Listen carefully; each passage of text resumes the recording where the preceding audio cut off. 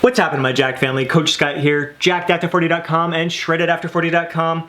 Welcome to another episode of the Jacked After 40 podcast. Today we're going to talk about how to work out when you're tired. This topic was inspired by an incredible conversation we had yesterday in the Jacked After 40 club, where one of our members, Ryan, posted a picture of himself working out in the gym between sets, looking jacked, looking ripped, just looking incredible, and a little description that really fired us all up, saying that whatever we do today, give it our all. And it really did fire us all up and got us commenting below. And then one of the members left a comment that it wasn't their best workout, but they gave it their absolute best effort. So I could kind of sense the tone of it's always hard with text messaging in there to really interpret how a person, the emotion that goes behind the messaging there, but I could kind of sense that there was some negative emotions tied to that workout experience. Here they gave their absolute best effort, but here they are thinking that it wasn't their best workout. So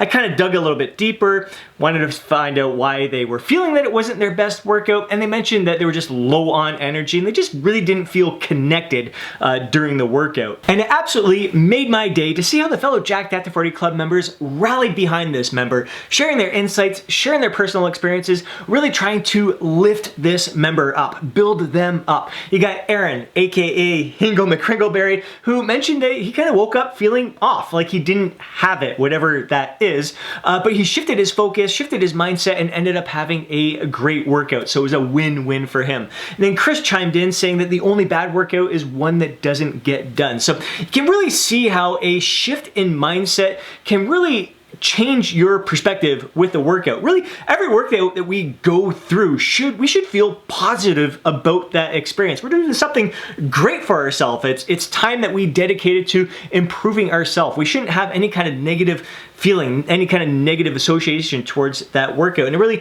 led to a great discussion about, like, what do we define as our best workout? Is a best workout when we are loaded with energy? We had incredible sleep, we're loaded with nutrient-rich fuel, maybe you took a pre-workout and you're just freaking jacked right up, all fired up, you hit personal best with every lift, like, you increase your weight on the exercises that you're performing, you do more repetitions. Like, do you need to hit personal best in order for it to be your best workout? For me personally, I have some of my best workouts when I'm not hitting personal best. And really, it's a challenge at this stage of the game. Lifting over 40 with over 30 years experience of lifting under a belt. Like, for me, hitting personal best, it's tough. Like, if I have to wait to hit a personal best with a certain exercise, a certain lift, I could be waiting a long time before I get to say, oh wow, that was my best workout ever because I hit a personal best there. No, for me personally, it's actually these days where I walk into the gym kind of dragging my ass, like I actually have been for the past week there. I've been feeling tired myself. My sleep schedule has been a little bit off. My nutrition has been just a little bit off, just not quite feeling as energized as I was even when I was in a caloric deficit during the month of January. During that mini cut there, I actually felt like I had more energy then because I was sleeping a lot better and the quality of nutrition that I was consuming during that time was much higher. So I was feeling great. I was actually hitting a lot of personal bests week after week during the month of January. So it kind of, there's an ebb and flow with our training, and just happened to be this week just was an off week for me where I was kind of dragging my ass through the workout, but I still feel like I had some of my best workouts this week, and we're going to get to the reasons why I feel this way. I think that a lot of us men over 40 would agree that when we're feeling tired, the hardest part is just getting ourselves to the gym. A lot of times, just walking through that gym door just flips a switch in our mind. We're like, all right, we're here, it's game time, let's just get it on. And there's a lot of times where you may experience, you walk through the door feeling tired, and you end up having your best workouts. You end up hitting some personal best. You just, whatever tiredness you're experiencing throughout the day just seems to leave your body. You're in the gym, you're focused, you get it done. You put in the work and you feel fantastic afterwards. It's a very rewarding experience, but that doesn't always happen. Sometimes the fatigue is just too much, and maybe there's just stress going on throughout the day and you just don't have that strength within you. So how I recommend you approach your workout when you're feeling tired is first, get yourself there, get into the door, go through your regular warm-up routine. Do a few little mobility drills to kind of loosen up your joints, loosen up the muscles. Then do some workup sets to get a feel for the weight. If you're doing some workup sets, say you're doing bench press, it's chest day. It's International Chest Day on Monday, and you're on the bench press, you're doing a few workup sets, and right away, like second, third little workup set, you're kind of feeling that even that lighter weight that you're just doing a few reps with feels heavier than it typically does. You know that day, it's gonna be a day where you're definitely not gonna be hitting any personal best. You're gonna feel a little bit weaker. And rather than trying to stick to a plan, I find that probably one of the biggest mistakes men over 40 make in the gym is continuing to try to chase numbers. That feeling that they always have to hit that personal best. They always have to follow this progressive overload principle where they're either doing more reps or increasing the weight all the freaking time. It's just, we have limits. We have genetic potential there, and it slows down. Our strength progression slow down as we age.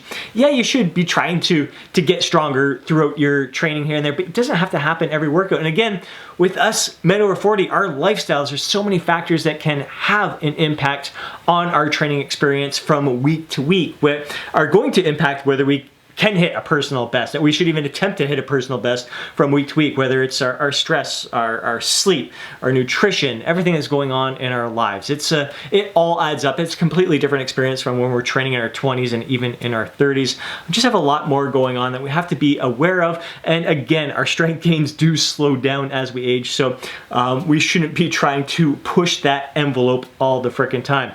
So after you go through your workup sets, if you're feeling that fatigue is still there, you're tired, you know you're not going to be able to push it, you want to try to set yourself up for success. You want to walk out of that gym feeling empowered. You want to feel victorious. You don't want to see that number that you're supposed to hit, aim for 8 to 12 repetitions, and let's say with the bench press, you did 185 pounds last week. You don't want to get under the bar and try to load up 185 pounds, only be able to hit 6 repetitions, have it like grinding it out, feeling fatigued, feeling defeated because you couldn't even hit the 8 repetitions that you're supposed to go for, and then you have to go a little bit lighter.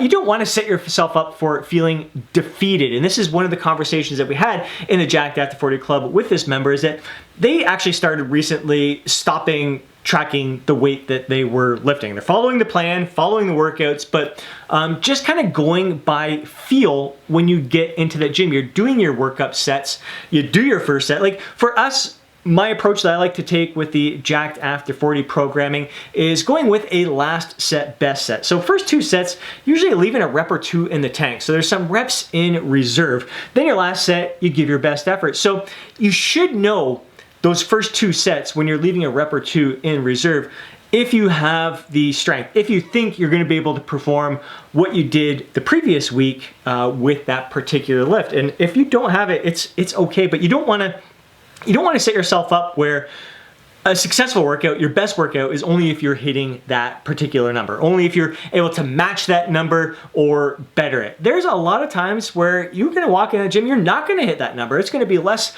than the time before, and it doesn't mean that you're losing muscle mass. It doesn't mean that you're weaker. Just there's so many factors that go into our strength for that day. So if I'm having a day where I am feeling particularly tired, the first 2, like the warm-up sets, the workup sets that I'm going through feel heavier than normal. Right off the bat, I'm like, all right, I'm gonna call an audible with this workout plan. It says I should be lifting 6 to 8 repetitions for the bench press.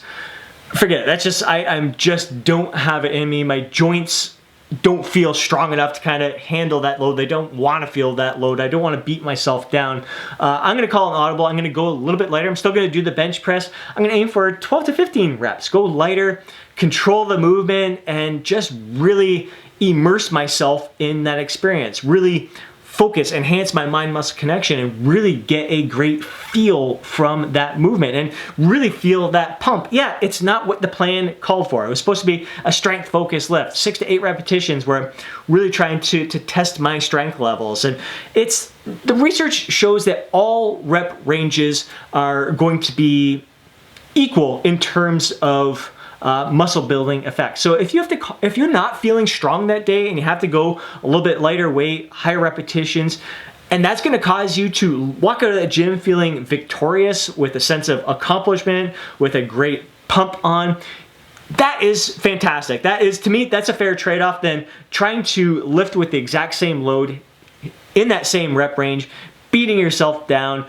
maybe not even hitting that number, walking out of the gym feeling defeated. And like I said, like the client felt, that member of the Jacked After 40 Club felt defeated because they weren't hitting that their target numbers for the day. So yeah, getting away from tracking those numbers, just kind of going based on the feel and going based on effort. To me, that was kind of an extension of our conversation in that thread in the Jacked After 40 Club, is that what is better? Like what is best in terms of progression? How do we measure progression? And so if you're saying like your best workout is one where you're hitting personal best, whether it's with the load that you're lifting, with the number of reps that you're performing, and you can't hit that, then that means it's just setting that bar, that standard high all the time, that you're not going to have your best workout unless you hit personal best. But if you say that your best workout is giving your best effort, you can walk out of that gym feeling incredible and victorious every single time. Every single workout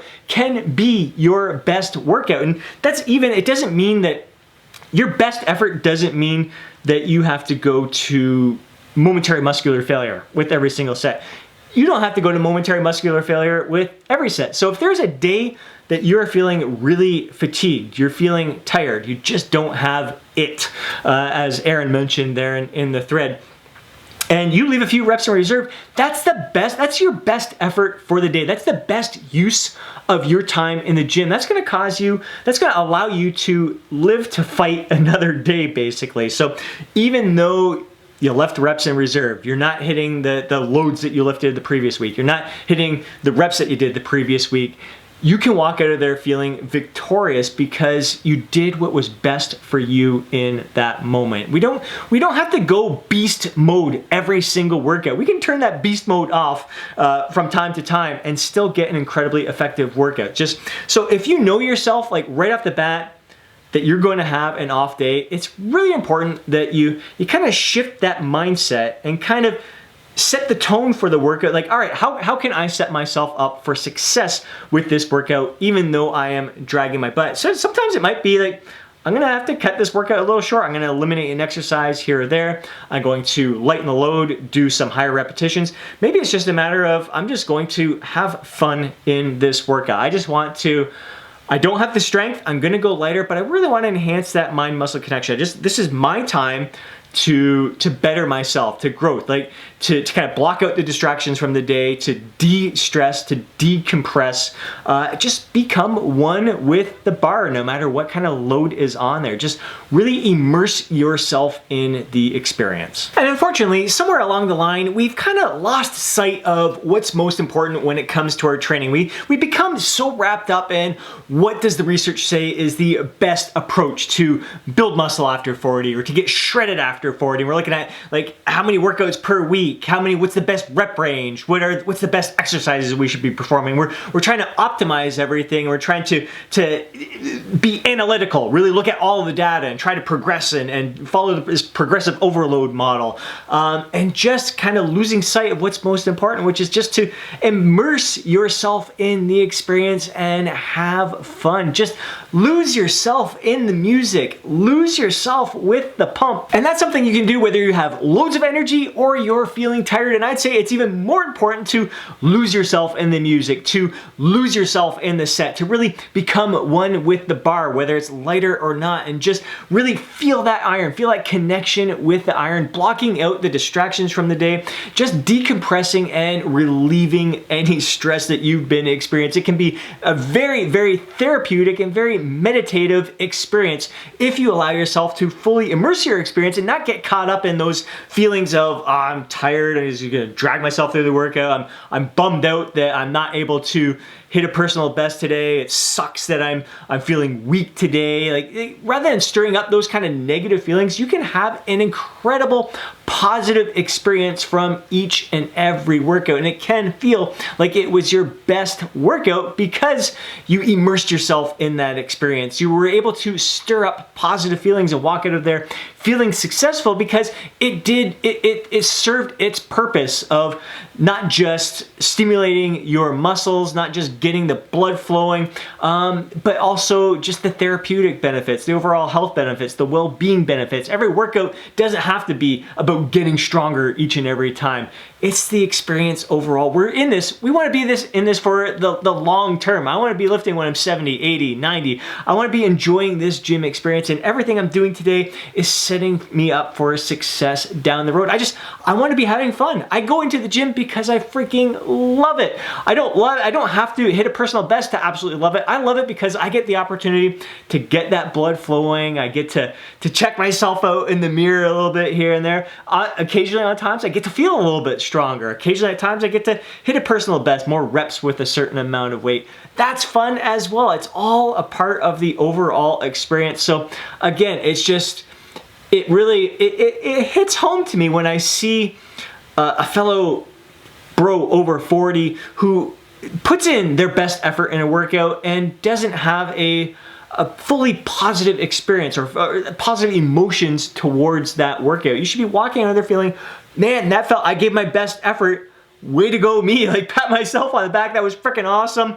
It is what it is. Maybe I didn't hit a personal best, but I gave my best effort. I became one with the bar. It was freaking awesome.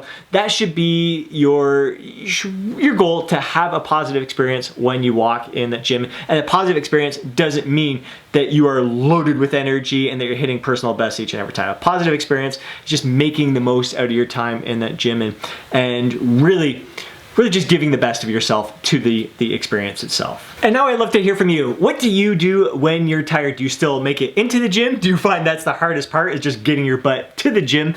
And how do you approach your workout? Do you still try to hit the same amount of weight that you did last time? Do you still try to work within the same rep range, or do you call an audible yourself? Do you make modifications to your plan to suit you and how you feel in that moment? I would love to hear from you down in the comment section below. And if you enjoyed today's podcast, please do me a favor and smash that thumbs up button. If you would know a fellow bro who would benefit from listening to today's podcast, do me a favor and share it with them. Before you leave, don't forget to download your free guide, Jacked After 40. Hope you have yourself an amazing day. See you in the next podcast.